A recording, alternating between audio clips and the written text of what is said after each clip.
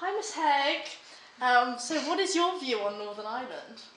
Well, the conflict in Northern Ireland goes back for very many years. It goes right back to the original Troubles in 1916, and it still seems not to be resolved. And it seems a result of prejudice and bitterness, and something that's been inculcated in children for a very long time. And it's destroying the economy and destroying any sort of form of really peace and tranquility in this country. Do you think maybe it will get any better in recent years? It has got better, and we've seen the economy is improving, and tourism, of course, is improving. But it now seems as if there's a sort of upsurge in it again.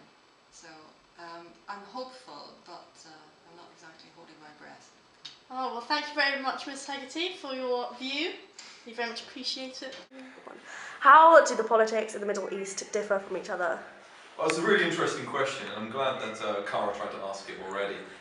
What you'll find is that in the Middle East, they seem to be very conservative countries, very religiously based as well. Only a few secular countries, which means also removed from religion, exist there. And unfortunately, there currently have been unrest due to the Arab Spring, with Syria being the obvious case example still going on. But you can contrast two different countries very successfully in the Middle East, and the best ones to do would be to look at the United Arab Emirates and Saudi Arabia, because the different decisions and politics within those countries are so starkly different and polarised. In the United Arab Emirates you have 7 different emirates, and the main ones that everyone knows about are Abu Dhabi and Dubai.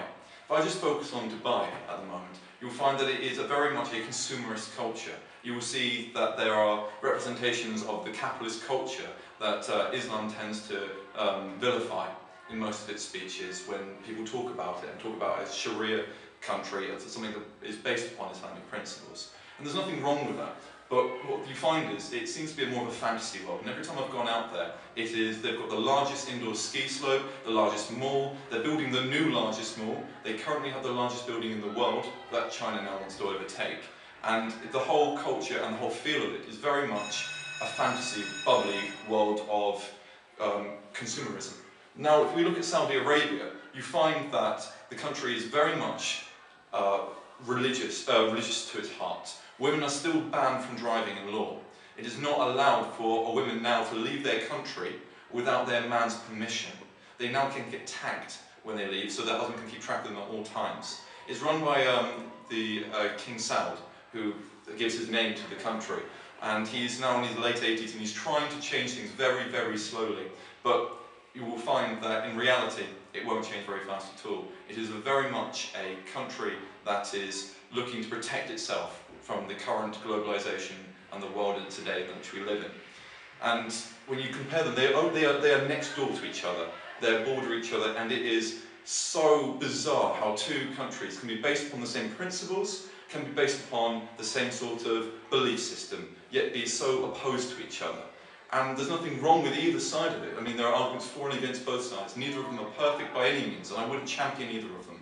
But you find that they are exciting to look at, to study, and just to follow. And there's nothing more interesting than finding that there are two countries that not just differ from each other, but intrigue. Hi, Mr Dodds. This is for Jog On Club, and we were just wondering your opinion on the wind farm turbines across the UK. Okay, so the use of wind turbines, yeah, which is obviously a good thing because it's obviously a renewable energy source. So I'm all for us developing renewable energy. The issue I have slightly with wind turbines is they are somewhat unsightly and where they're put, because many times the windiest places are obviously very remote places, and they usually are quite beautiful places, and then you have a wind farm of loads of turbines stuck there, and they obviously spoil the aspect.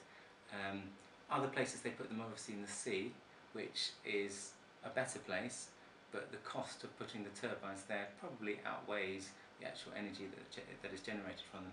So until technology moves further forward with them, I just think we should be a little bit more measured in how much investment we put into them and where we put them as well. I think there's other things that we could do with wind power, because we could. One idea that I had driving along the motorway the other day, this is a slight side issue, but I'm okay to do this, because obviously down the side of motorways aren't particularly nice places, and cars go by and they produce a lot of wind as they rush by. Now, could we not have a series of little turbines down the side of the motorway, and that would then generate energy? It wouldn't be in a place that would cause a problem. It wouldn't be aesthetically an issue, I wouldn't have thought as well, and might actually generate quite a lot of energy. Maybe they've looked at that, but that would be one sort of thing that I'd do. Put it in places where it isn't going to impact in the environment. Great, thank you Mr Dodds for sharing your opinion, and Jog On really appreciates it. I look forward to going to Jog On. Thank you.